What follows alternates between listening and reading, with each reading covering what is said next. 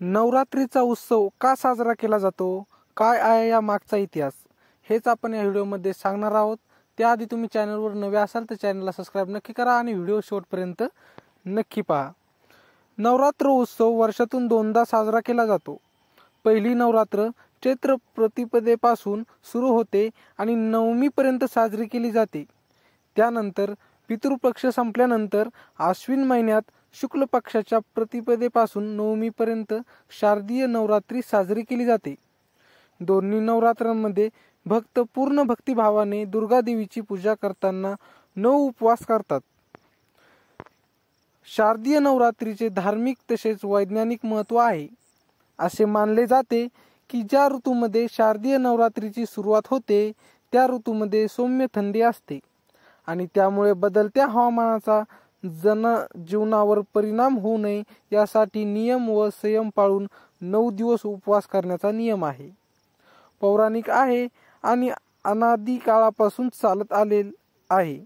नवरात्र म्हणजे शक्तीची उपासना करून मानसिक आणि शारीरिक संतुलन साधण्याचा सण। नवरात्रीचे व्रत पाळल्याने उपासक ऋतू बदल सहन करण्यास स्वतःला बळ देतो।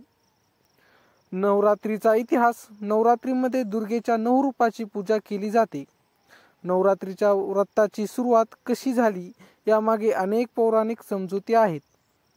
पहिला म्हणजे रामजींच्या हातून रावणाचा वध व्हावा यासाठी नारदांनी श्रीरामांना या व्रताचे अनुष्ठान करण्याची विनंती केली।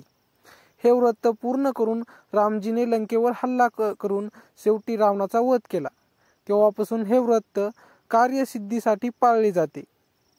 दुसरे म्हणजे भगवती देवीने प्रतिपदेपासून नवमीपर्यंत 9 दिवस महिषासूर नावाच्या राक्षसाशी युद्ध केले आणि नवमीच्या रात्री त्याचा वध केला। तेव्हापासून देवीला महिषासूर मर्दिनी म्हणून ओळखले जाते। तेव्हापासून माँ दुर्गेच्या सामर्थ्याला समर्पित नवरात्रीचा उपवास केला जातो। नवरात्रीचे आध्यात्मिक महत्त्व। सात्विक, उदारमतीवादी आणि धर्मनिष्ठ सज्जनांची फसवणूक करून जगात जेव्हा जेव्हा तामस, राक्षसी आणि क्रूर लोक प्रबळ होतात तेव्हा देवी पुन्हा धर्म संस्थापनेसाठी अवतार घेते। त्यासाठी हे व्रत केले जाते। नवरात्रीमध्ये माँ दुर्गेची कृपा इतर दिवसांपेक्षा 1000 पटीने वाढते। देवतत्वाचा जास्तीत जास्त लाभ घेण्यासाठी नवरात्रीच्या काळात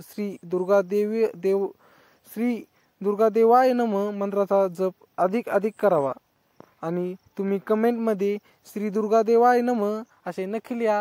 व्हिडिओ आवडला असेल तर एक लाईक नक्की करा आणि हा व्हिडिओ जास्तीत जास्त नवरात्रीच्या 9 दिवसांमध्ये शेअर करा, कारण तुम्हाला त्याचं फळ नक्कीच मिळेल। आणि चॅनलला आमच्या सबस्क्राइब नक्की करा। धन्यवाद। भेटूया पुढच्या व्हिडिओमध्ये।